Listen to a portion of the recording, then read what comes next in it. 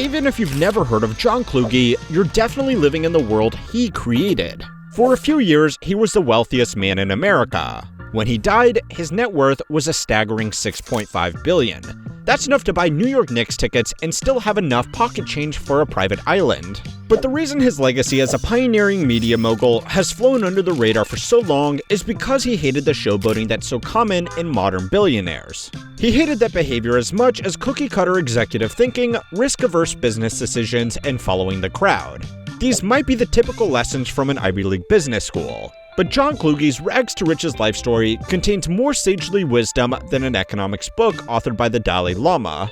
In fact, his strategy for utilizing emerging technologies and seeking out sectors where he had little competition has become the playbook for every Silicon Valley CEO. So, how did this German immigrant philanthropist achieve the American dream? How did he flip floundering businesses into $1 billion empire? And how did schoolyard games teach him the basics of business when he was just a kid? Chapter 1. Natural-born businessmen. John Werner Kluge was born in 1914 in Chemnitz, a manufacturing city in Germany. A backdrop of business naturally fed into his upbringing, but it was his father's tragic death in World War I that helped spark his entrepreneurial spirit. That's because his mother had to work 6 days a week as a typist to provide for John and his grandmother.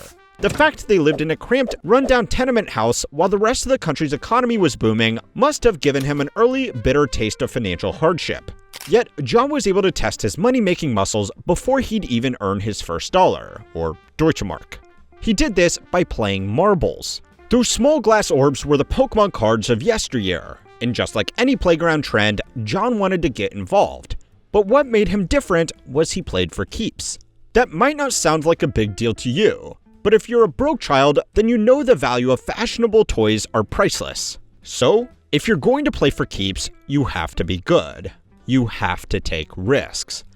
Young Kluge became so formidable at calculating chances that he claimed to have won more than 2,000 marbles. No wonder neighboring kids stopped playing with him. He found new friends though, because his family moved to the other side of the city. Here, his mother met a German-born widower visiting from America, which is how John Kluge immigrated to the US at just 8 years old.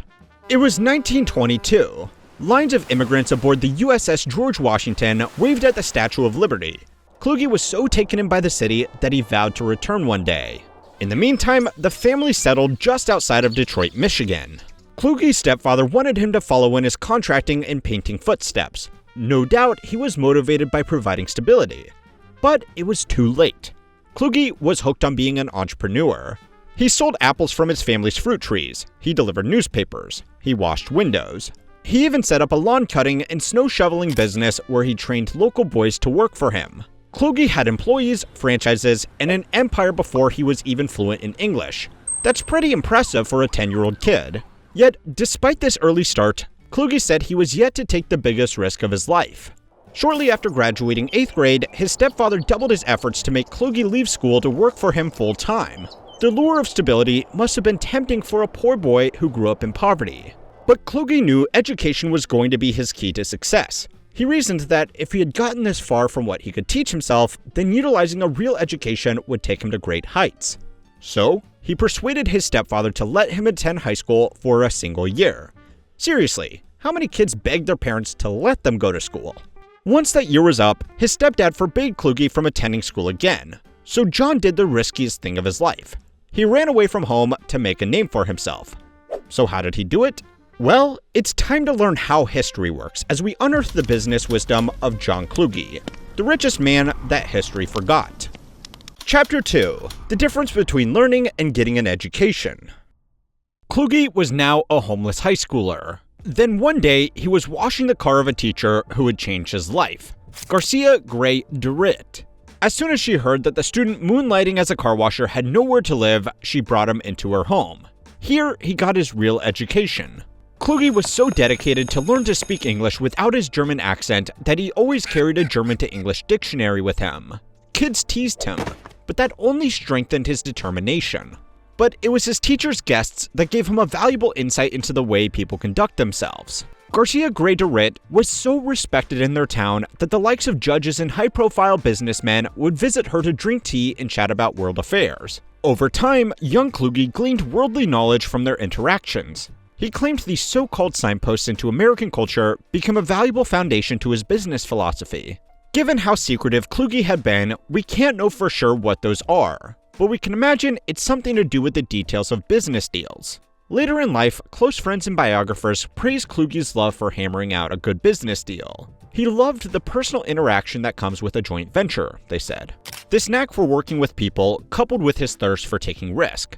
By the time he was in college, his reputation for studiousness was eclipsed by his infamy at the card table. First, he spent a year at the then-named Detroit City College before transferring to Columbia on a scholarship. He studied economics, no surprise there. No doubt, his formal education in number crunching helped him make a formidable poker player during dormitory card games. In fact, his gambling was so well known amongst the students that even the dean caught wind of his antics. Upon being summoned to the dean's office, the angry head threatened to revoke Kluge's scholarship should he ever catch him playing cards again. The witty Kluge promised the dean that he'd never be caught again. True to his word, he made sure that the school never figured out he was still gambling on campus. Perhaps the thing that kept him in the teacher's good books were his high grades and business acumen. He ran a shoe business, a garment side hustle, and even sold school supplies to fellow students. He was the dining hall's meal pricer, and at one point was the private secretary for the son of the president of China. This inspired him to journey to China upon graduation to set up his own company to rival the East India Trading Company. Unfortunately for him, the ensuing war between China and Japan ruined everything.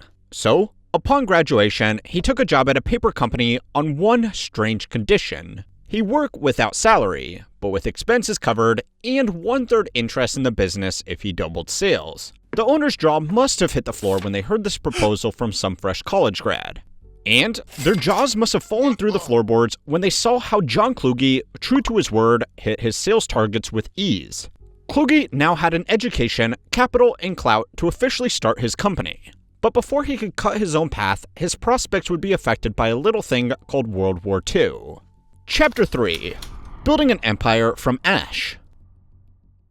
Maybe it was his German heritage and American patriotism. Or maybe it was his gambling skills and uncanny ability to read an opponent. Whichever caught the attention of the US government first, the young college graduate served his adopted country by becoming an intelligence agent. That's right, Kluge was trained to think like a spy. Kluge worked at the legendary P.O. Box 1142, the codename for a super secretive interrogation facility which employed unconventional methods. Methods such as swimming pools, leisurely activities, and using fake Russian officers to make the POWs fearful of being shipped to Siberia if they failed to comply. Notable residents included German rocket scientist Werner von Braun, inventor of infrared decoding Heinz Schilk, and even the infamous spy master Reinhard Gehlen. It's fair to say that if your 9-to-5 is playing 4D chess with the sharpest minds Nazi Germany has to offer, then by the time the war is over, you'll be smarter than Einstein with a Neuralink. Assuming Musk delivers on a promise for once. Once Kluge was relieved of war duties, he saw how the America he immigrated to was different. The war had changed the dynamics of business, manufacturing, and economics. He must have wondered whether the wisdom he'd been building would apply in a post-war world. For example, people weren't sure if radio was going to stick around. On the one hand, he'd see a boom in the lead-up to the global conflict, yet the emergence of television and cinema proved images were really worth 1,000 words. But Kluge wasn't fazed. He was never one to follow the herd. In fact, he recognized that the radio was about to get a second wind. Admittedly, he understood this from an article in the Wall Street Journal. It detailed how raw materials for television were costly given how wartime efforts had diverted resources so drastically. Kluge reasoned, correctly, that as much as radio was on the ropes, it wasn't over until the fat lady sings. Or at least, until the fat lady sings on TV. And if there was still a user base for radio, what was the rush to give up on the medium? Plus, from there, a viable radio station could leapfrog into other ventures. He figured out that he could turn the $15,000 startup cost for a radio station into $340,000 within a year. And that's in 1946. By 2024 calculations, he was looking at raking in $5.75 million. This dovetailed beautifully into his lifelong business mantra: make money and minimize taxes. There's no point of having huge turnover if your overhead is crazy. Kluge understood the potential in connecting directly with consumers, especially for advertisers. So he snapped up an independent station called WGAY. In a few years, with more capital behind him and changes in the television landscape, he was able to snap up a few small TV stations and a couple more radio stations. Slowly but surely, he was building his own network, demonstrating his knack for utilizing tech and watching the bottom line. This same approach helped run a food brokerage. His ventures into food distribution introduced Americans to Fritos and Cheetos, but it was his pivot away from mom-and-pop stores and two chains with potential for longevity that helped redefine the food industry's product pipeline. So, if you've ever wondered who introduced Cheeto dust to the nation, you can thank Kluge. Soon, his experience and insight even made him a go-to consultant for advertising and distribution. However, despite these successes, there was a lack of focus. Kluge still needed to figure out how to leverage his growing media empire with his ventures in advertising and distribution. To us modern-day viewers, it might seem obvious how he transformed his business dream into a multimedia reality. For Kluge, he had to wait for another business to go under before he could swoop in to save the day. Chapter 4. One man's trash is another man's treasure. Okay, here's the quick backstory of Dumont Television.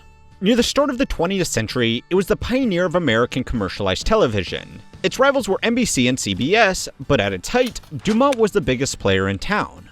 It was so big that the Federal Trade Commission had to step in to stop it from monopolizing the industry. To some, that's a good problem to have. Unfortunately, Dumont had always been in a precarious financial situation, despite its industry dominance, and things got worse because of technological changes. Imagine you're a software engineer with an app or video game to sell, but you can only ship on one distribution platform. Do you stick it on Steam or on the Apple App Store? What about Epic Games or Google's Play Store? Back in the days of airwaves, the equivalents were the frequencies of radio waves. The FCC verdict forced Dumont to focus on UHF, ultra high frequency, which had not yet become the standard. The direct line of sight needed by the tech meant mountains and forests blocked the signals. In effect, Dumont had lost its rural audience with the flip of a switch. It was like being forced to only make HD products in a world of standard definition. Dumont's vast empire was turning hollow. Even their partnership deal with Paramount did little to clot their hemorrhaging business. Who in their right mind would buy it? John Kluge. That's who. Where others saw risk, he saw potential. Competitors may have been prepared to pay an arm and a leg for a profitable company, but Kluge saw the value in growing an independent, especially if you can make a beachhead before rivals showed up. After purchasing a controlling interest in Paramount, Kluge scooped the remnants of the Dumont network. In 1958, he had become its board chairman and largest shareholder. He even got the bulk of the shares directly from the founder, Alan B. Dumont, for around $6 million. Kluge reasoned, correctly once again, that Alan Dumont's problem was that he was good at building television studios, but terrible at marketing. Thankfully, Kluge had vast experience running a consumer-focused company. Plus, Kluge had acquired an outdoor advertising firm and direct mailing enterprise. Now, with his radio stations and nationwide television circuit, he had a way for advertisers to reach any audience in any state on any medium. Heck, one of his stations ran an advertising campaign that was so in your face that it promised one lucky winner a one-way ticket to Australia for their mother-in-law. Nowadays, an in-house multimedia advertising campaign is a common tactic for any big company. But back then, this was radical. In one bold move, Kluge had laid the groundwork for a revolution in media. The printing press may have spread mass communications, but Kluge was the guy who stuck it on buses, billboards, and before soap operas. Now was the era of metro media. But what's a revolution without its doctrine? Chapter 5. The Big Payday. With Kluge manning the helm in 1959, their first year saw a $5.6 million gross. The year after, they expanded into more profitable properties. But that wouldn't have happened if Kluge hadn't been a diligent leader. He was quoted as saying, "Growth is an enabling factor in attracting the best people, and the best people are essential to the organization. There's nothing worse than having a ceiling on top of young, creative people. Other executives might be trained to keep employees in their place, but Kluge recognized the benefits and risks of having his employees work with him instead of for him. He knew that once he had cultivated a high-grade management team, he just needed to trust them to do their job. Why would he micromanage people now if he didn't micromanage them when he was cutting lawns in Detroit all those years ago? But Kluge didn't kick back doing nothing. He policed the expenses like the IRS hunting Al Capone. Once, he called up an executive to congratulate him on having the highest phone bill that month. From then on, his company's phone bills were low. He was such a stickler for keeping costs down that Forbes eventually named him the cheapskate billionaire. But Kluge said he wasn't being frugal out of greediness. He knew that the television business was so fragile that it could collapse if their cash flow wasn't in check. For example, the HQ was in New Jersey, not New York, because the rent was cheaper. He needed a robust budget to weather the lows, and there were lows. A venture into Laserdisc proved Kluge didn't always get it right with emerging tech. Not to mention the lawsuits. One was from a former television producer trying to secure rights to their kids' show. In response, Kluge ordered the destruction of the original tapes. The result? An $18 million payday for the ex-employee. Oops. But there were highs too. Shows like MASH and All in the Family were big money spinners for Metromedia. But Kluge was tired of making business decisions on stock value. He pined for the days when he didn't have to listen to risk-averse shareholders. So, he took out a personal loan of $1.3 billion so that he could pay out Metromedia. Next to the decision to run away from home, this was the biggest risk of his entire life. But this gamble paid off. Big time. One day, Rupert Murdoch came knocking. He was interested in the network of local stations Metromedia had cultivated, plus its inroads into the emerging technology of cellular. He offered Kluge upwards of $4 billion for the ecosystem, which Kluge gracefully accepted. Metromedia's network of radio and television stations became the core of Fox News Media, and Kluge became the wealthiest man in America. Yet despite such media attention, the media pioneer kept a low profile through his life, business deals, and ex-wives. He seldom gave interviews, ducked out of high society, and never put his name on a building. Even when he donated $60 million to his former university, before updating that donation as time went on, he remarked that he'd rather change minds than have his name on a monument. In fact, he stipulated that his donation go towards scholarships for minorities. He didn't want the hardships he faced as an immigrant to impede anyone else. To date, 200 students are benefiting from his scholarship at any one time. In his golden years, he focused on philanthropy. The remaining smaller business ventures of Metromedia fizzled out until the name was seldomly recognized by anyone outside of economic history. Thankfully, for a man who is all about building businesses on relationships, risk, and innovation, it makes sense that his headstone offers us one last playful piece of insight for the entrepreneurs of the future. I'm wiser. I sold my body for fertilizer. Leonardo Del Vecchio turned eyewear from archaic medical devices to a must-have fashion accessory.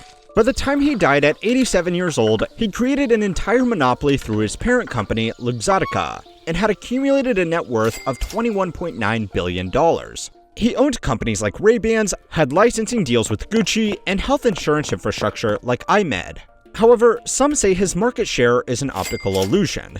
Only 10% of global sales are from Luxottica. Apparently, his crossover with luxury brands is what makes us think he was a bigger player than he actually was. Then again, critics point to the mountain of evidence which suggests his vertically integrated conglomerate controlled the market on so many levels that they could get away with jacking up the prices. Not only was he the guy that made sunglasses cool, he was also the guy that made sunglasses expensive. So, how did Leonardo Del Vecchio go from little orphan boy to one of the richest men in Europe? Are his acts of charity honest, or can people see right through them? And how did he get away with selling sunglasses for $800? Chapter 1. The Birth of a Visionary. 1935. Italy is in the grips of Mussolini's fascist regime. A vegetable street vendor dies a few months before the birth of his child, leaving his pregnant wife to raise their family alone. When the child arrives on May 2nd, his name is Leonardo. Like Da Vinci and the leader of the Ninja Turtles, this moniker is common with visionaries and leaders. Young Leo spends the first few years of his life with 5 other siblings. They grow up in Milan in truly impoverished conditions. Italy's economy had worsened throughout World War II, leaving Leonardo's already poor family with even less money and hope for a prosperous future. So, his mother makes a drastic decision. She hands 7-year-old Leonardo over to an orphanage run by nuns. Whether out of fear of losing her child to starvation or street gangs, Milan's historical orphanage of Martinet was the only course of action she could take. Plenty of billionaire stories have a rags to riches tale, but only Leonardo Del Vecchio has an origin story with strict Catholic nuns in a broke post-war country. Even Oliver Twist would feel lucky for what he had. You wouldn't need to be a Hollywood screenwriter to imagine his early years were filled with beatings, homesickness, and crying into his meatballs. Yet, young Leonardo had some talents. It turns out he was good with his hands. Leonardo developed craftsmanship thanks to his curious mind and diligent work ethic. This landed him an apprenticeship after leaving the orphanage at 14 years old. He worked for a tool and die maker, but they never addressed him by his first name. They simply addressed him as Boy. Leonardo may have had skills to get hired, but he didn't have the respect to get noticed. But he didn't care so long as he got his paycheck. 300 lira wasn't enough to strike it out on his own. It was barely enough to get by. But by squirreling it away, he'd save enough to study engraving at the Brera Academy of Art. By the time he had graduated with that diploma, he was out of institutions and on his own. Thankfully, he had everything he needed to stake his fortune: passion, skills, and hardship. All he needed now was a way to focus these into a singular vision, so he set out to the north of Italy to find it. So it's time to learn how history works as we look into the life story of Leonardo del Vecchio. Chapter 2. Reshaping the Framework. 400. 22-year-old Leonardo del Vecchio moved to Pieve Ticino. He worked in a metal engraving factory against the backdrop of a stunning mountain range where he discovered that he had a knack for creating metal glasses frames. At that point in history, glasses were still mostly a medical apparatus. Sure, some people would have reading glasses, but the demand was nowhere near as high as it is today. You can't expect a tiny town in 1950s northern Italy to have a drive-through optometrist. By focusing on the tiny details, he carved out a specialism. But he also lost part of his finger in a factory accident, so maybe he wasn't focusing on everything. What did catch his eye was how glasses were more than a practical instrument. They were an extension of your personality. This was the focus he needed to decide his next big step. In 1961, he moved to Agordo in the province of Belluno, the home of the Italian eyewear industry. To say this was a risky move would be an understatement. Here, he was a small fish in a big pond who was trying to jump to an even bigger pond. Leonardo may have found his niche, but there was every chance he'd be swallowed up by the competition. Even if he had a sense of what the next big thing would be, there was no guarantee that he wouldn't be beaten to the punch. In fact, around this time, big luxury names like Gucci and Armani were already wondering how to make glasses fashionable. So he strategically positioned himself so it would be in his competitor's interest not to destroy him. He focused on making parts for other companies. This made him less threatening, because he wouldn't be eating into their consumer base, and his business-to-business structure meant he could work with the rivals of clients. The quality of his work spoke volumes, so his craftsmanship kept him ahead from the other guys doing the same thing. Bit by bit, he built up his boutique service into an operation with 14 full-time employees, all working hard to specialize in small metal parts for glasses. For any business person, this was a good gig. He developed his craft, earned good money, and even got to learn more about his industry. Anyone else would have stayed where they were and not rocked the boat. But Leonardo saw what they didn't.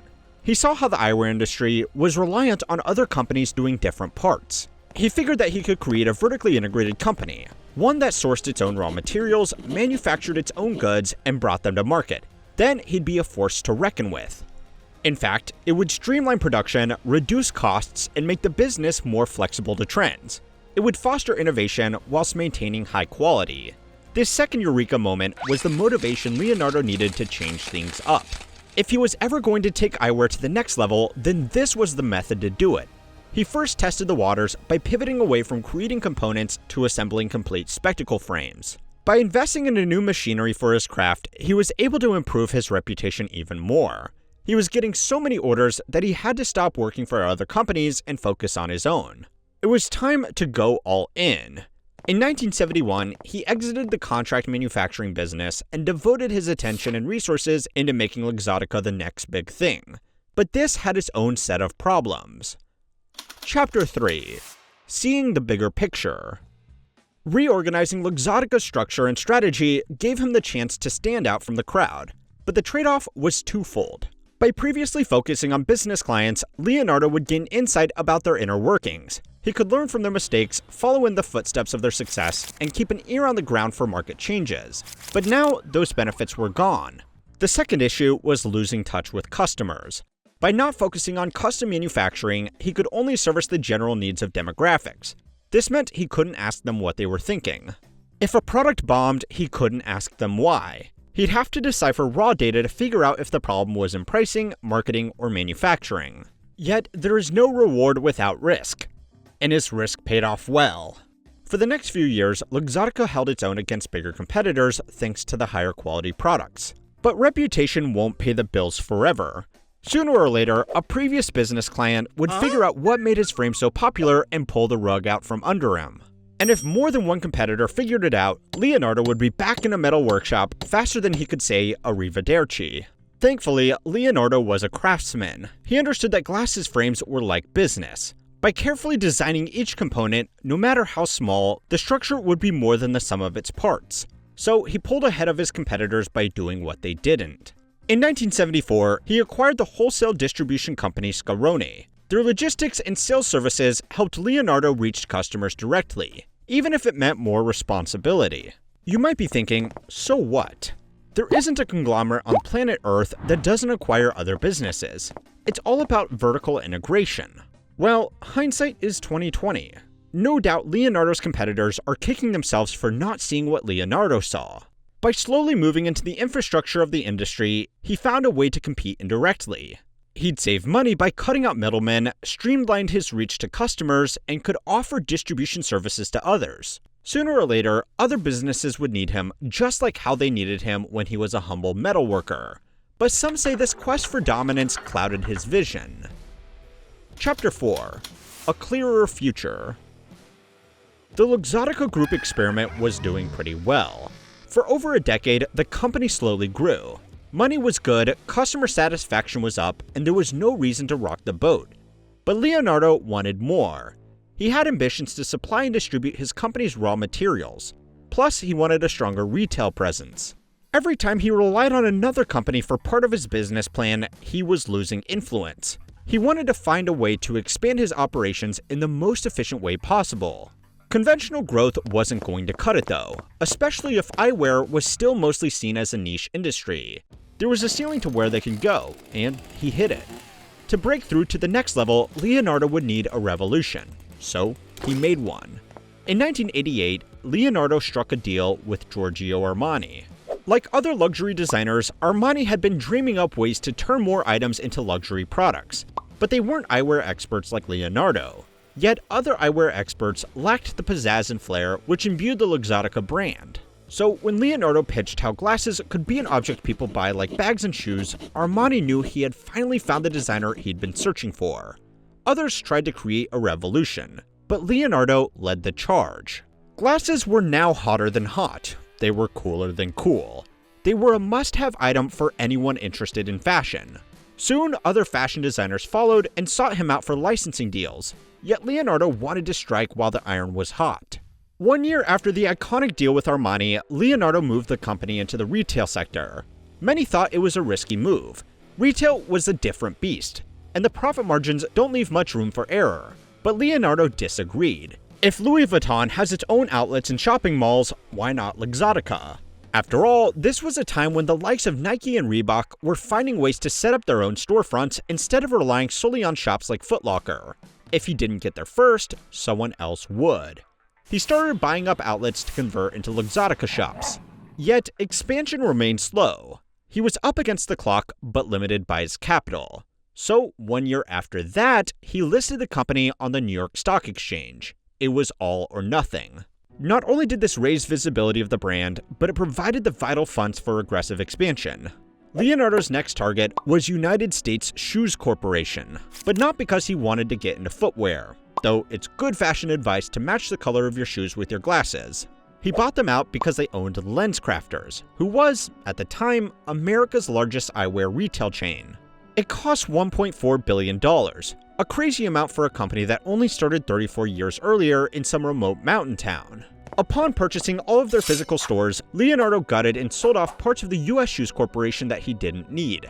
After all, the key to good craftsmanship is knowing what you do need and what you don't need. Not every retail store changed its name to Luxottica though. Not that they needed to. If anyone wanted to sell in Leonardo's outlets, he got a cut. So even if the sales of his personal brand were really only 10%, he was still getting a cut of the other 90%. But old Leo wasn't done just yet. He had other plans to vertically integrate. Some ideas were questionable, others were immoral, and maybe one or two were downright illegal. Chapter 5. Acquisitions, Reflections, and Optical Illusions. In 2000, Luxottica was listed in Milan, the home of luxury fashion. This gave Luxottica a second wind of capital to acquire even more companies. This would be Leonardo's final phase for world domination. Italian brand Vogue was the first to be swallowed up in 1990, followed by Persol in 1995 and Ray-Bans in 1999. In 2001, Luxottica bought out Sunglass Hut, thereby expanding its retail reach even more. He even got a slice of the Walmart pie. 2003 was the year Leonardo snapped up Australian brand OPSM, with Pearl Vision joining the portfolio in 2004. When he wasn't buying up retailers or brands, he was moving into the health insurance sector. He now had a foothold in different countries, continents, and markets. Wherever you went for your glasses, you had to go through Leo. As you can imagine, this raised concerns about monopolization. Luxottica defends its size by saying that only a fraction of global sales are under the Luxottica brand. But that's just smoke and mirrors. Look what happened with Oakley. It started when the relationship between the two companies became strained after a price disagreement. Exact details are unknown. Maybe Luxottica wanted a bigger profit share, or perhaps a cheaper price for orders. Whatever the disagreement was, Luxottica dropped Oakley from their stores. As you can imagine, this affected the sales of Oakley. The sales affected the stock value, and the stock value made them cheaper to buy. No prizes for guessing who bought them. You don't need a Harvard business degree to argue that this was market manipulation. When Luxottica was pressed for comment during an episode of 60 Minutes, a representative responded in the most Italian mafia way possible. There were some issues between the two companies, but they understood life was better together. Such market power is how Leonardo's machine can mark up prices by 1,000%. Even the founder of LensCrafters said that buying eyeglasses for as much as $800 was a complete ripoff. Yet Leonardo still wanted to expand. Because even though he'd taken over the frames industry, he didn't make the lenses. That changed in 2018 when Luxottica merged with French lens company Essilor, and the guy in charge, Leonardo. He had finally accomplished his ambition to be part of every stage of the eyewear industry. No surprise that a man with his bank account went on record to say how much he hates paying taxes. However, he did qualify this statement by saying, "But I like sleeping at night." Some have pointed to his charitable work as proof of his good heart. For example, Luxottica restored the Accademia Bridge in Venice and even set up a foundation to produce vision services to underserved communities. But let's be honest, that's a tax write-off. You've seen how Mr. Beast funded cataract surgeries to combat blindness, so clearly Leonardo could have bankrolled a bigger project. Then again, curing vision problems doesn't make good business sense for a man who sells glasses. To be fair, he gifted $16 million worth of shares to employees, but some say that's a drop in the ocean compared to the money they made him, and the damage he's done to the industry. Then there's the Luxottica Museum he opened up in 1991 to document the history of his company and the fashion trends of glasses. As you can imagine, it's not going to cover its shady dealings with Oakley or its monopoly business structure. But maybe that's another PR move. Perhaps Leonardo's greatest skill wasn't his vision of the future, but how we view the past. Media moguls don't tend to be as well known as A-list celebrities and world leaders, but then again, Rupert Murdoch isn't your average billionaire news broadcasting tycoon. They call him the modern-day Citizen Kane, because his rise from small-time local newspaper to multinational conglomerate CEO has all the twists and turns of a classic rags to riches story. Kind of. Even his private life feels like an episode of Succession, with sibling rivalries, high-profile divorces, and the occasional television appearances. But Rupert Murdoch is a whole different beast to Orson Welles' character in the classic Hollywood tale of the newspaper industry. Murdoch's influence on the size, shape, and nature of media is as widespread as it is devastating. Some good, some bad, some ugly. Given that the Australian-born media maverick is close to a century old, it seems fair to say that his time at the top is coming to an end. But will his influence survive the rise of social media and alternative journalism, or is his legacy as dead as legacy media? Born on March 11th, way back in 1931, he was named Keith, but since a young age, he went by the middle name he received from his maternal grandfather, Rupert. He was raised on a small ranch named Cruden Farm in the south of Melbourne, Australia. But this wasn't some humble John Steinbeck-esque situation. The stone building was adorned with colonial pillars, and the insides were furnished with fine painting, a library, plus grand piano. Here, young Rupert, spent his time riding horses through expansive green farmland. But his mother denies his early years were overindulgent. It was a very normal childhood. I suppose he was lucky to be brought up in attractive surroundings. His parents were both native Australians who had lived in Scotland, specifically Cruden Bay, where their farm got its namesake. Though young Murdoch would not return to his Scottish roots, he did follow in his father's footsteps, who was, at the time, a well-known journalist. In fact, Sir Keith Murdoch Sr. owned a number of local and regional newspapers, such as the Herald in Melbourne and Brisbane's own Courier Mail, plus Sunday Mail, and the simply named News. That's not a bad portfolio for a man whose early career was hindered by a stutter. However, he did receive some recognition during the early struggles of his press career.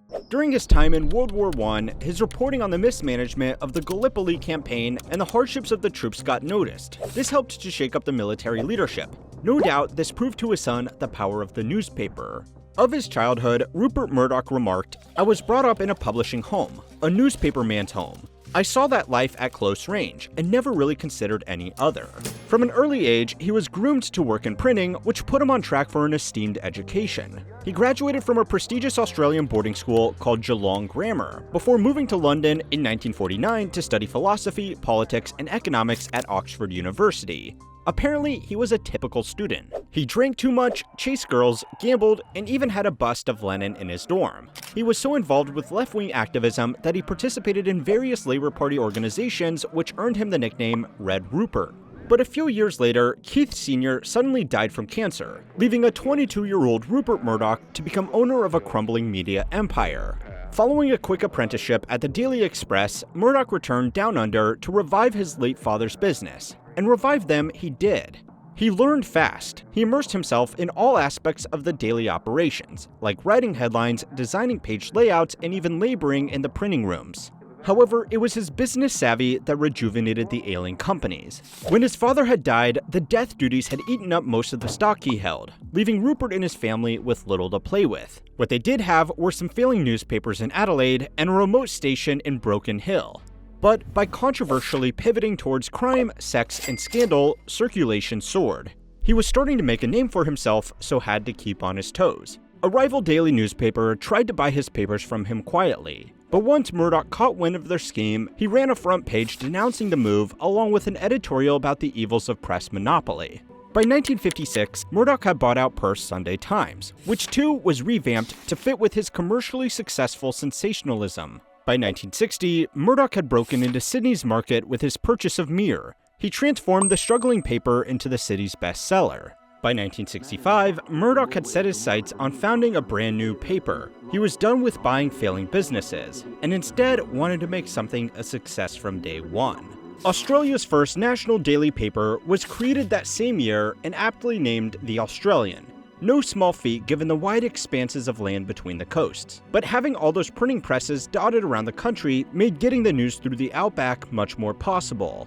But Rupert wasn't going to stay in the land of kangaroos forever. In fact, he'd eventually relinquish his Australian citizenship to become a citizen of the US of A, thereby enjoying all the rights and tax breaks of very hardworking billionaires. By 1968, he was 37 years old, with an empire valued at around $50 million, so it was time to make moves in London. Once again, he used his tried and tested tool for success, buying a failing paper, inject some sensationalism, and hey, presto, a money-making machine. For those in the UK, it might be hard to imagine a time when The Sun was just a struggling daily tabloid. For the younger generation, you might not be familiar with The Sun's inclusion of naked women, another controversial tactic that boosted sales. There was one other tabloid that Murdoch bought out, the News of the World.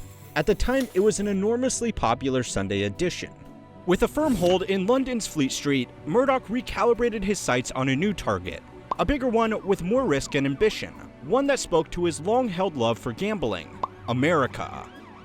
1973 was the year he touched down in the US. He acquired Texas-based tabloid The San Antonio News. The year after, he founded a brand new tabloid called The Star before heading to New York 2 years later to buy The Post.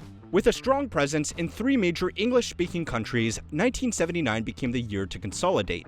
The name for his holding company was News Corporation, more simply known as News Corp. Though Murdoch continued to add news outlets to his portfolio throughout the 80s and 90s, such as the Chicago Sun-Times, Village Voice, and New York Magazine, his primary focus on print news was coming to an end. That's because the medium of television had developed enough to become the new battleground for news. A quick pause before we get into Fox News and the impact of the 24-hour news cycle as we indulge in the spirit of the Murdoch media machine by investigating his own private life. let's quickly go over his 4 ex-wives and 6 children. The first Mrs. Murdoch was Patricia Booker, a former flight attendant from Melbourne. Married in 1956, divorced in 1967, with their only child Prudence entering the news publishing dynasty in 1958. Prudence has held several directorial roles in News Corp, but apparently is the only one of his children not directly competing for his business affections.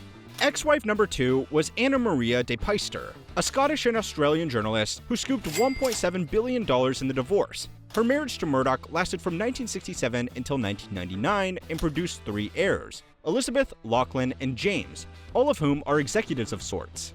Less than 3 weeks after officially breaking things off with Anna, Murdoch married Wendy Deng, a media executive almost 37 years his junior. She birthed 2 more daughters for Rupert, Grace and her younger sister Chloe. In fact, Grace Murdoch's godfather is Tony Blair, but more on that later. The couple called it quits in 2013, but by 2016, Murdoch had found another wife, Jerry Hall. The former model and actress is still much younger than Murdoch, although he's only a bit older than her former partner Mick Jagger. Their marriage ended in 2022, yet Murdoch seemed like he hadn't given up on love. 1 year later, he proposed to his partner Anne Leslie Smith. However, the engagement was called off, apparently due to her infatuation with Tucker Carlson. Speaking of Fox News hosts, Murdoch is arguably most well known for setting up the 24-hour right-wing leaning channel. He wasn't jumping in the deep end though. He had been dipping his toes in the news media landscape by purchasing independent TV stations as well as 20th Century Fox Film Corp. His printing business also moved laterally by consolidating his academic and literary business into HarperCollins. Like any billionaire worth his salt, Murdoch bought and sold sports teams like the LA Dodgers and even had stakes in the LA Kings, the New York Rangers, plus the Lakers, the Knicks, and even Madison Square Garden. That means his newspapers printed scandals on the players of his teams who played in his arenas that were filmed by his television cameras to capture the moments that would be dramatized in movies, which could be adapted into novels that were reviewed in his newspapers. Whew. No doubt that Lennon bust from his student days would be proud to see him buying up the means of production. Speaking of production, Fox News was a game changer. Granted, CNN was the first network to do round-the-clock news coverage, but it's fair to say that it was Murdoch who took it to the next level. CNN's political influencing was small-time in comparison, though nonetheless damaging, according to the likes of Noam Chomsky. However, Fox News' approach was bombastic and in-your-face. He injected sensationalism into 24/7 news coverage, proving that the business model was viable. Cable news became a fiercely competitive landscape, and Fox News never shied from gloating about its success. It's been argued by many social scientists that the station's political discourse has a profound influence on election cycles. After all, it was the 1997 endorsement of Tony Blair by Murdoch's UK's papers that got the Labour Party into favour for the first time in 18 years. This begs the question, is Rupert Murdoch right-wing or left-wing? Fox News may be pro-Trump, but Rupert Murdoch is infamously opposed to the Orange Man in the White House. In fact, Fox News became too successful for Murdoch's own good. Take Tucker Carlson, the conservative commentator whose show was a ratings killer. That was until the once famed bow tie wearer was unceremoniously booted from the network. Rumors abounded over the cause. Carlson was getting too religious on the show. Murdoch's wife had a crush on him. Powerful shareholders were worried about the influence Carlson had on the direction of the network. Some say an impending scandal needed to be covered up to protect the network. No one knows for sure, but whatever the reason, getting rid of him proved Murdoch was losing his edge. Media commentators theorized that Fox believed it was the time slot that was the main attraction, not the guy behind the desk. Yet Tucker Carlson's first episode on his Twitter show torpedoed that logic with astronomical viewership. The real irony is that the platform he used, Twitter, is built on Murdoch's successful model for 24-hour news cycles. No doubt, legacy media is struggling to compete with the likes of internet shows. Even Joe Rogan has more listeners than Murdoch's radios combined, and with a smaller infrastructure. Murdoch's behemoth of an empire can't compete with the nimbleness of YouTube channels. Gatekeepers to publication have lost their power in a world of Substack. With so many cogs in Murdoch's machine, it's not a surprise that something would go wrong. Sooner or later, someone would live the life and shine a light on the news stories hiding within. The News of the World phone hacking scandal may have been a bigger deal in Europe, but the impact on Murdoch's reputation and empire has global ramifications. Though proof of phone hacking of celebrities and police had emerged between 2005 to 2006, it wasn't until 2011 that the story erupted. Through a high-profile court case, it was alleged that the News of the World, under direct orders, had tapped into people's phones for the purposes of illegally gathering scoops. Typical victims were celebrities, but the most egregious incident involved a murdered schoolgirl. It was claimed that journalists hacked the phones of Amanda Miley Dowler during her disappearance. It was alleged that they deleted voicemails to free up space so they could be the first to print updates on the case. However, by doing this, they falsely gave hope to Miley's family that she was still alive whilst potentially impeding the police investigation that resulted in the apprehension of a serial killer. That was denied, of course, by the paper's editor, Piers Morgan. Not that it helped. Several News of the World employees were arrested and convicted. Executives were brought before Parliament to be grilled in an inquiry. Eventually, the public outrage forced Murdoch to shut down the newspaper. Murdoch was also criticized for staging a clearly rehearsed, PR-friendly opening speech when it was his time to speak in front of the television cameras. His attempt to garner sympathy fell short when he was custard-pied, leaving rival newspapers to relish in the moment with headlines like "Murdoch eats humble pie." In UK history, this scandal is one of the defining moments that has led to increased skepticism and distrust of the press. No doubt you can think of moments that were equivalent in the US. But this story wouldn't be a modern-day Citizen Kane if there wasn't hubris. Something. And this is not as an excuse, maybe it's an explanation of my laxity. The News of the World is less than 1% of our company. I employ 53,000 people around the world, and I'm spread watching and appointing people whom I trust to run those divisions. Murdoch started off as a plucky, left-leaning reporter who wanted to follow in his father's footsteps by exposing corruption and sticking up for the little guy. Now, he's the poster child for monopoly, propaganda, and political meddling. It seems the right time for him to retire, though perhaps the infighting amongst his children for the right to inherit the reins of News Corp have been for nothing. Murdoch is too out of touch to keep up with alternative media, and the structure of legacy media is crumbling under its own weight. It could be that Murdoch's vast empire, built up over decades, is simply yesterday's news. Masayoshi Son is the billionaire CEO of SoftBank, a technology investment firm with such a unique way of operating that it has reshaped business not only in Japan but across the world.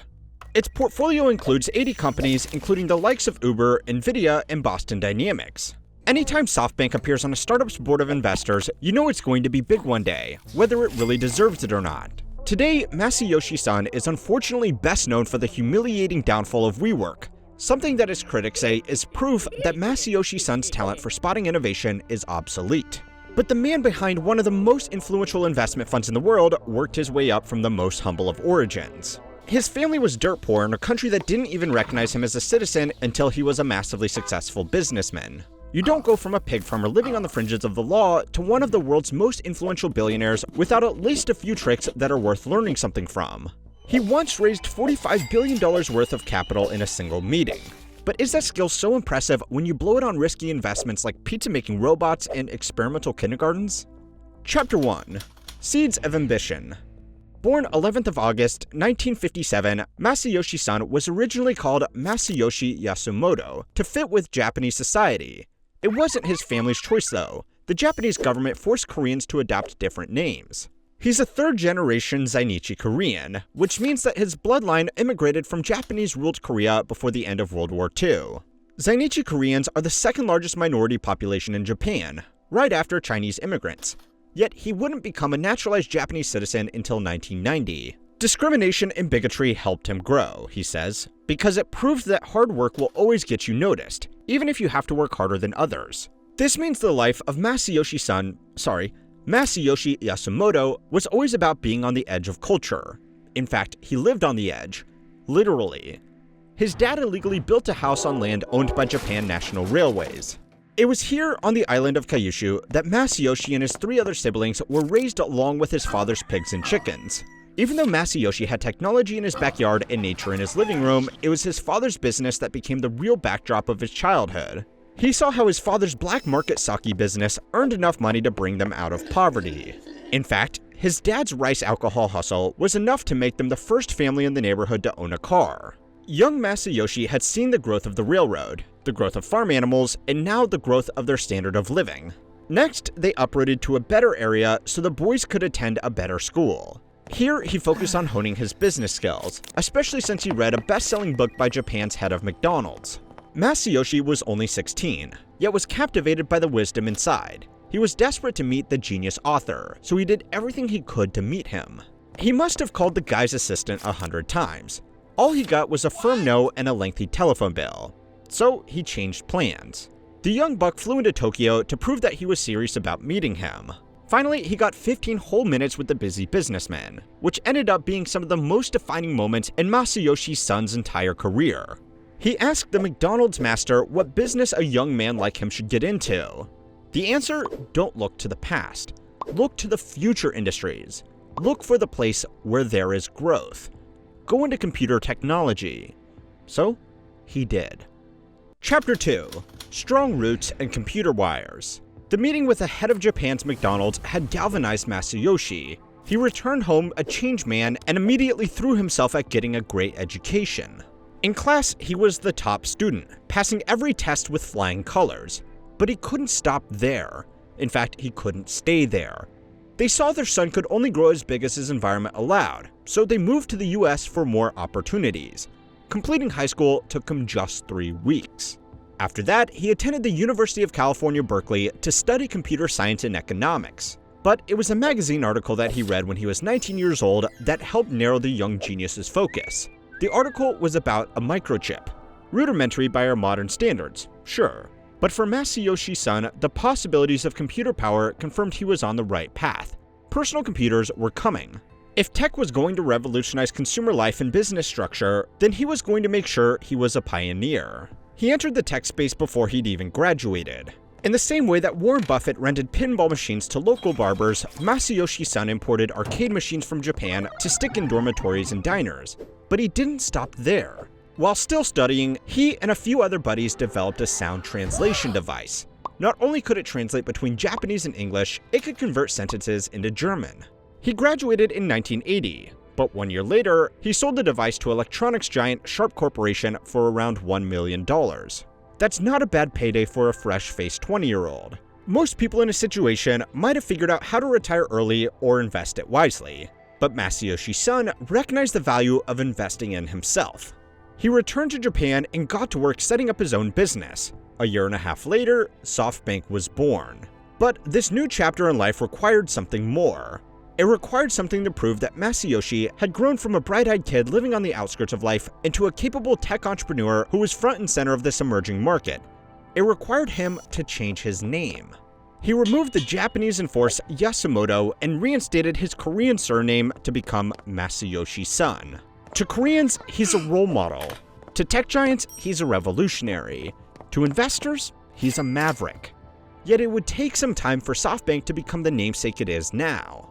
Originally, SoftBank had to figure out how to navigate the uncharted territory of the consumer computer landscape. Chapter 3: Survival of the Fittest. In Japan, software is simply called soft, so having a bank or reservoir of software made the name logical. However, there were aspirations to play a vital part in society's infrastructure from day one. But before it could become a real bank of computer tech, it had to start as a humble telecommunications company. Initially, it distributed PC software throughout Japan. You could think of it like an old-school version of Steam, where a middleman does the hard work of pairing up clients with their ideal software. In 1982, SoftBank started publishing monthly magazines. One targeted manufacturers, the other targeted engineers. It was a smart move to cut above the noise of consumer-focused publications. By standing out this way, SoftBank was gaining public attention as a voice worth listening to. Masayoshi Son was being compared to Bill Gates, but Masayoshi Son differed in a significant way by placing his focus not on how to create the best tech now, but predicting where the best tech could emerge. Masayoshi Son viewed technology as waves. If they rise and fall, so too do technology cycles. He didn't view progress as a straight line. Surviving market turbulence was key to innovation. SoftBank Holdings Inc. was set up in America during 1994 to help identify opportunities in internet-based companies.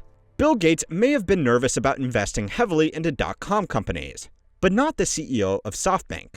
Such a move might be more commonplace nowadays, but this was still the decade where the internet's longevity was up for question. Someone thought it was still a fad, and the idea of dating someone online was about as normal as streaming yourself playing video games in a hot tub. By 1996, SoftBank had radically increased its number of internet investments.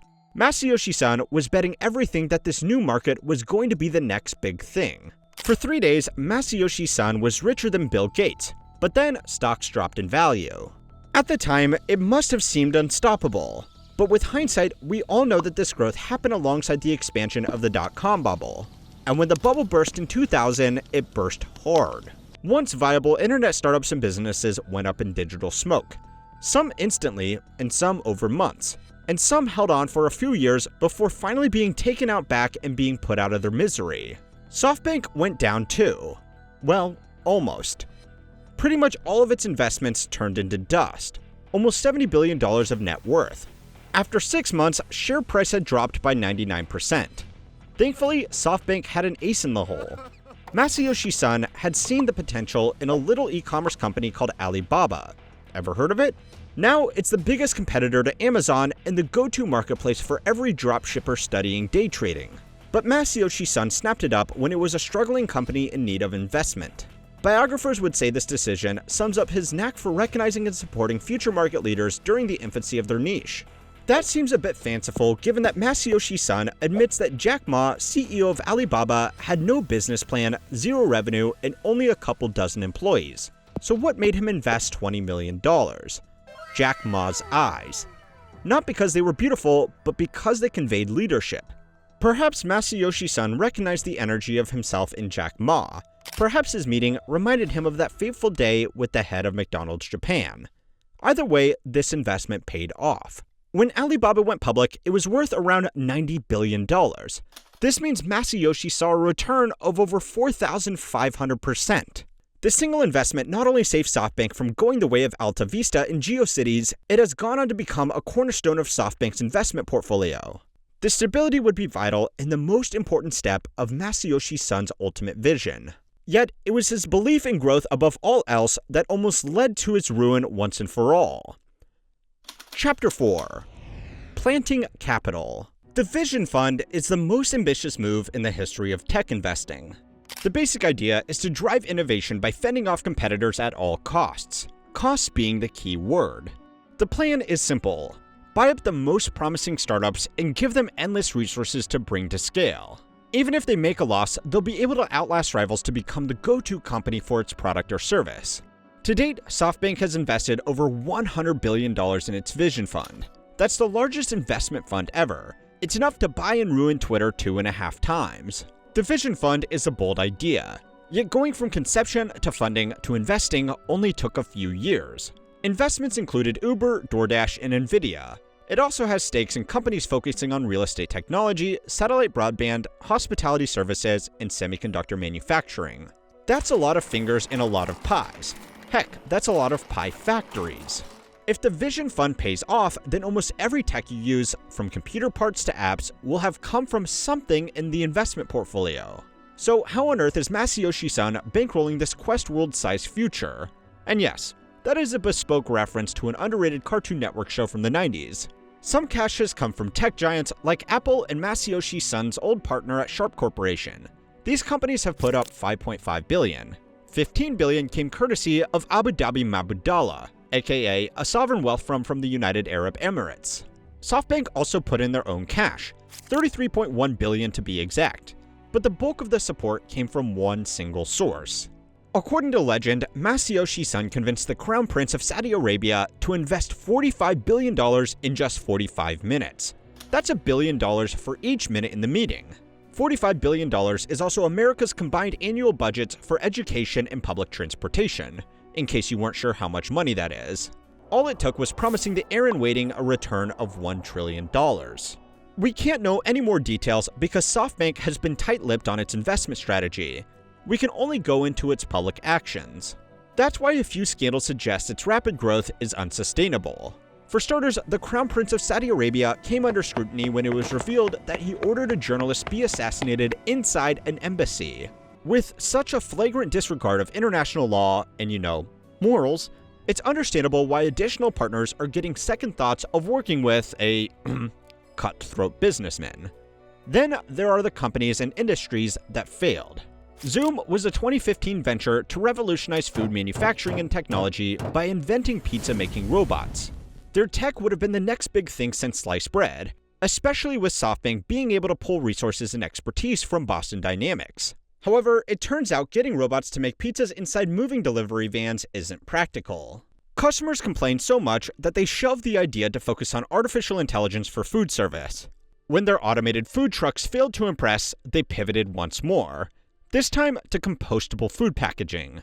It might be a neat idea, but these moves away from its innovative origins meant that the company had lost its purpose. The end result was a bunch of failed experiments, a loss of direction, and a whole bunch of wasted money. The plug was pulled on Zoom in 2023. But hey, you can't make an omelet without breaking a few eggs, right? And you can't make a pizza without firing a few robots. Not everything in the portfolio will become the next Alibaba. However, the real issue is when a bad investment grows so much that it creates its own bubble. Even Masayoshi Son knows this.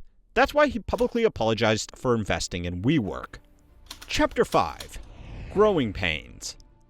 The office space rental company was founded in 2010 by Adam Neumann. If you've seen HBO's Silicon Valley, then you'll be familiar with the clown CEO trope.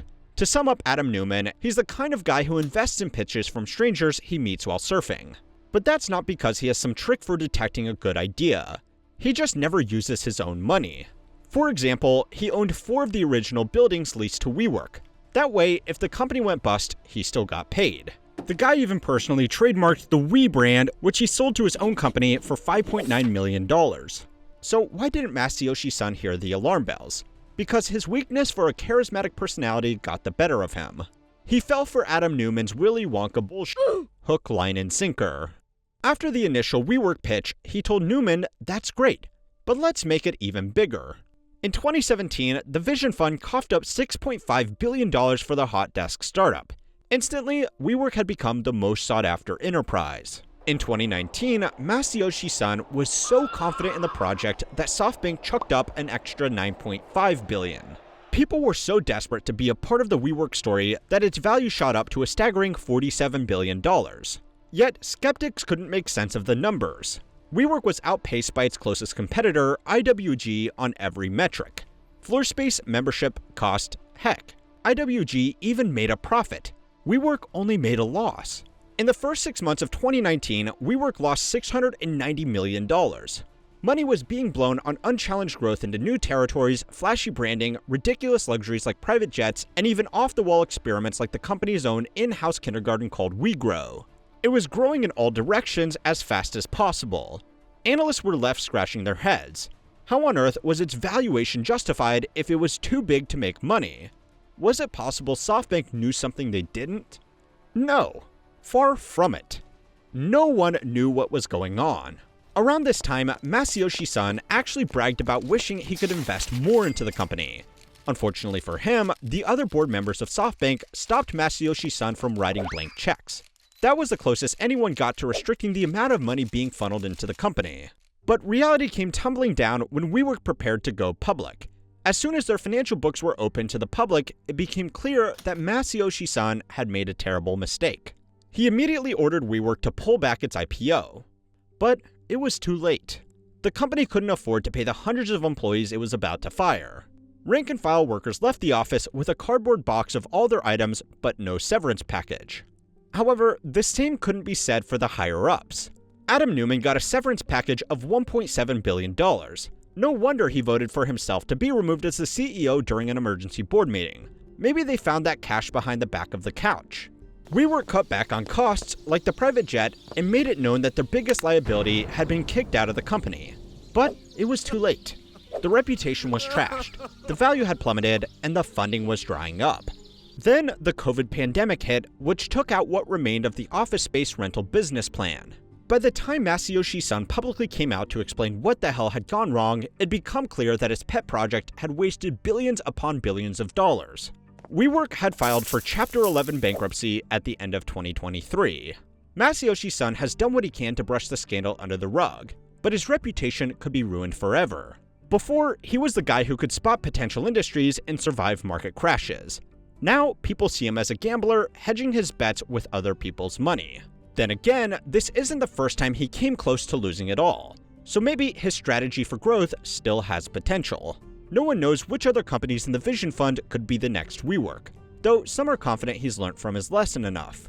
Let's hope so, because if he doesn't pay back that Saudi prince, then Masayoshi Son could be getting an early severance. Alfred Winslow Jones created the world's first hedge fund and changed the financial landscape forever.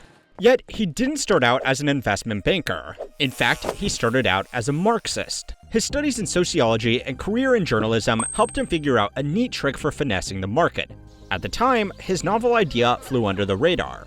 Fast forward just 5 short decades, and hedge funds now have over $5 trillion in assets under management. That's why some people curse Jones's invention. They say his idea only helps the elites while working folk pay the price for market crashes. They say lack of regulation means hedge funds are shady and helped cause the global financial crisis. However, finance fans will protect Alfred Winslow Jones with an ironclad defense. Hate the game, not the player. They say it's the bad bankers who ruined the hedge fund. They say only a man with Jones's life experience could figure out how to make sure everyone wins, assuming you can afford to play. So how did an academic crack Wall Street before investors did? How did his money-making machine go unnoticed for so long? And what even is a hedge fund anyway? Chapter 1. Roots of Change. Alfred Winslow Jones was born in Australia in the year 1900, but moved across the world to New York when he was just 4 years old. His father was Arthur Winslow Jones, an executive at General Electric tasked with expanding the operation across the Southern Hemisphere. This means young Alfred would have grown up in a household where mixing science and business paid the bills. You'd think Alfred would pursue these topics at Harvard, but instead he graduated in 1923 with a degree in classics, and good thing too. A broad intellectual education with a deep understanding of civilizations was the exact foundation he needed to glean radical insight in the years to come.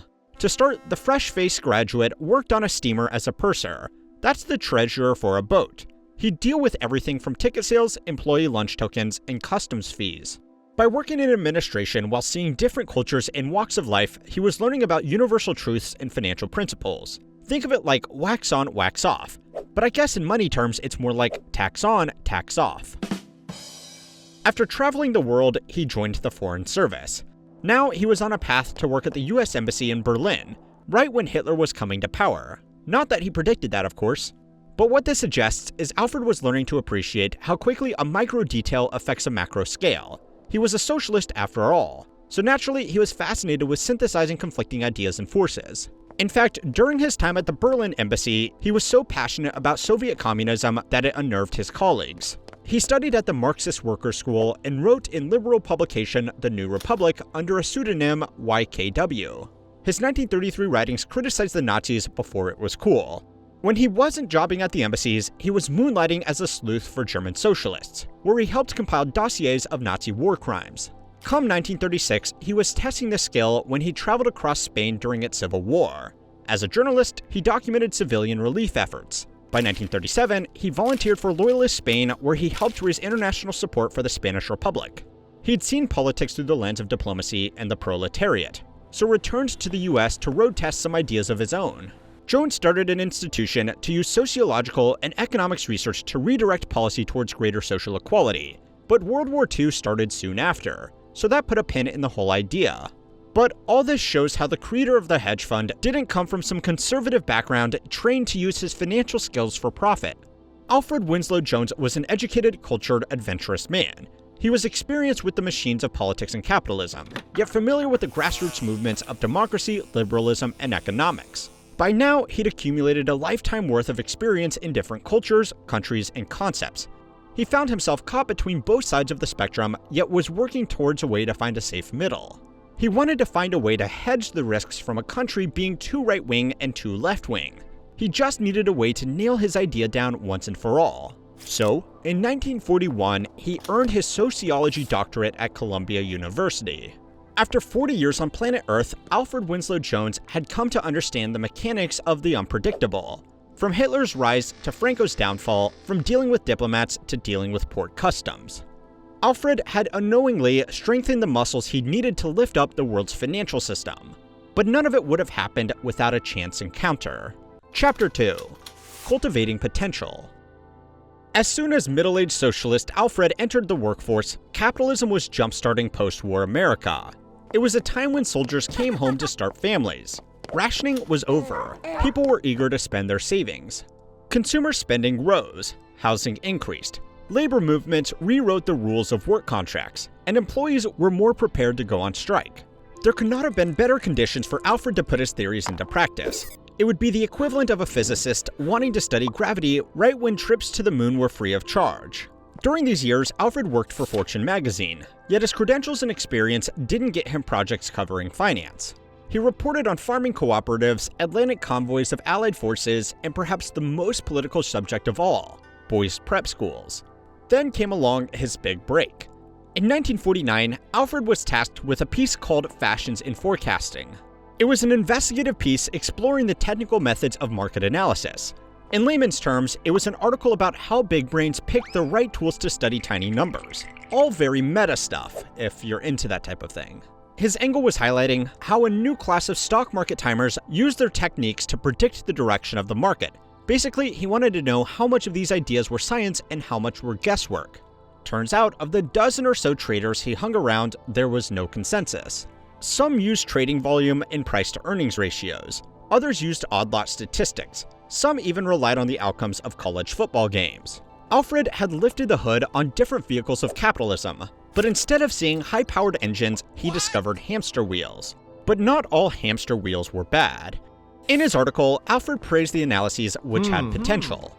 One example that stood out was a market trend that succeeded itself 62.5 times out of 100 and reversed itself 37.5 times. The probability of obtaining such a result in a penny-tossing series is infinitesimal. To put it in simple English, Alfred realized that these traders may not have known exactly what they were doing, but that undoubtedly some of the tools work. It was the economics version of 1,000 monkeys at 1,000 typewriters. If Alfred could figure out which monkey actually knew how to write and which were just pressing random buttons, then he'd be onto a winner. Little did he know that the idea he was about to have would be bigger than he ever could have imagined. Chapter 3. Pruning the Portfolio. To separate the good from the bad, Alfred examined each method to find ones that offered better than fair game. Nowadays, such an approach is called factor-based portfolio construction. Don't worry if this money talk is intimidating. I am going to break it down. Alfred's hunch was that instead of predicting which way the market would go, it would be wiser to predict which stocks were in good shape. Think of it like a presidential election. The conventional model would have you predict which way the vote would go based on things like policies, popularity, and zeitgeist. You know, the reasons we pretend to care about. However, Alfred was looking for types of qualities that made for a good candidate regardless of political party. Youth, beauty, stable family with few scandals. You know, the reasons we actually care about. Once he felt he had synthesized a new investment framework, it was time to test his number crunching. Alfred set up A.W. Jones & Co. 2 months before his article went to press. The office wasn't flashy, just a shabby place on Broad Street, nothing like the headquarters of Goldman Sachs or Morgan Stanley. It's 1949. If his idea really was going to be a way to make unpredictable markets work for society, he wanted to be the guinea pig, especially if the 50s were looking to be as wealthy as the post-war boom. So what was his innovative strategy? Long and short stocks to create a market-neutral portfolio. This means that the portfolio's performance was less dependent on the overall market direction and more on the individual stock selection, thereby reducing exposure to market volatility. How'd he do it? He'd buy stocks that he expected to do well, but at the same time, he bet against stocks he didn't think would do well. When he needed more shares, he used leverage, kind of like using a credit card to buy stocks. When he didn't like a company, he sold short. It's kind of like selling your friend's borrowed PlayStation 5 on Facebook Marketplace, hoping they drop in price, and then buying him one back at a lower price, and then you pocket the profit. This balancing act helped hedge market volatility. He always bought as much stock as he sold short too. That way, any market-wide moves could be neutralized. Other investors were debating about whether we go all in on red or black at the roulette wheel, but Alfred knew that long-term success would come from knowing how to finesse the craps table. I hope these analogies were helpful. If you've seen our How Money Works channel, then you might be more comfortable with the ins and outs of how this all works. Don't worry if the fine print has been confusing, because the real innovation is what he did next. Chapter 4. Budding Fortunes. At the time, investment managers usually took a substantial flat fee to grow your money. But Alfred introduced a controversial idea which has since gone on to become the standard in the hedge fund industry, for better or worse, the 2 and 20 fee. 2% is what investors pay to have someone manage it. invest $100, $2 of those dollars go straight to Alfred's pocket. This undercut competitors to help Alfred's firm attract investors. However, this might have made him look too cheap. Investment banking is like meat. Avoid the cheap stuff. To hedge that risk, Alfred also introduced a 20% cut of overall returns. This pill was hard to swallow at first because no one demanded such a high percentage, let alone some new kid on the block, let alone some new kid who hadn't even had experience with investing, especially a leftist who backpacked across Europe for a few summers. But Alfred's means of production approach made perfect sense. By giving up a small upfront fee in exchange for more off the back end, he proved to clients how he was personally invested in their portfolio. No profit, no fee. This wasn't some pump and dump. It was a radically different way to do things. Well, kind of. Alfred plucked the 20% number from Phoenician sea captains. It was their cut of the treasure they hauled back from dangerous expeditions.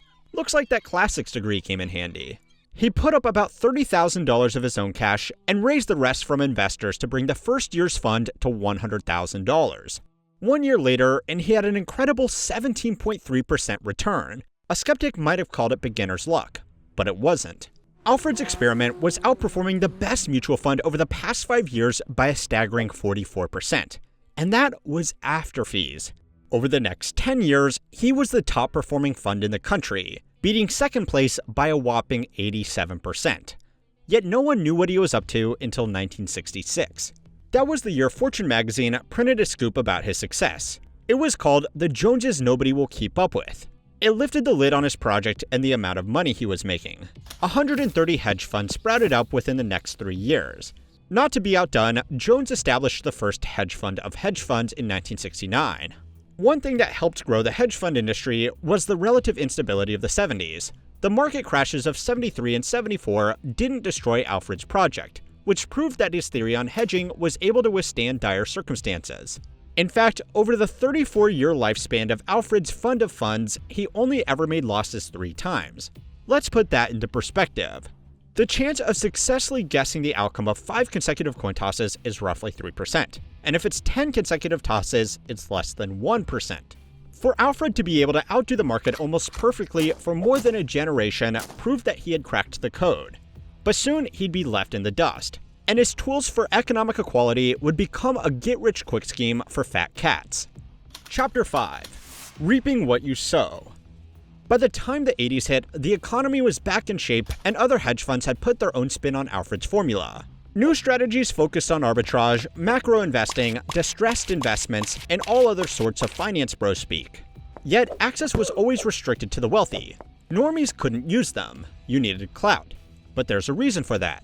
In order to have less regulation so that a hedge fund could take big risks, they could only accept clients with a proven track record of financial stability. A client needed to be earning at least $200,000 a year plus a liquid net worth of $1 million. Depending on when and where you are, the cost could be much higher. If you had that, then at least you knew something about how to make money. And there was a lot of money to make in the 1980s. For example, Julian Robertson started the Tiger Fund with $8 billion. At its peak in 1998, it was $22 billion. Throughout those 2 decades, the hedge fund industry ballooned. After the dot-com bubble, total assets under management were around $2 trillion. But then the market collapsed. The global financial crisis of 2008 took out a lot of hedge funds. Some collapsed due to their financial losses. Others withered when scared investors pulled out their capital. Some say they deserved it. Although subprime mortgage lending and investment banks were the central reason for the collapse, there were still plenty of hedge funds being careless. It's also the case that the Bernie Madoff Ponzi scheme made everyone much more suspicious of financial institutions. From then on, hedge funds came under much more scrutiny. We're talking more regulation, tougher rules, new policies, and entire government bodies to monitor them. This means Alfred's dream was over. Alfred started out by wanting to improve equality, but ultimately became the elite he swore to destroy. Once hedge funds became their own industry, government oversight slowed them down. Alfred had inadvertently created his own monster. That's probably why he completely removed himself from the business. Over time, he disengaged himself from his work and went back to his roots. He joined the Peace Corps, where he continued volunteering in humanitarian campaigns. He even tried to set up a reverse Peace Corps, where the nations who received aid could send their own volunteers to help America's poor and downtrodden. His idea was to hedge against creating a culture of inferiority amongst developing nations. It didn't work out, but you can't blame the guy for trying. He already tried to make society equal by making the market fair. It seems by the end of his life, he realized he could make people equal by treating them fairly. But tell me what you think. Was Alfred too much of an idealist? Is the free market the only way to spread equality?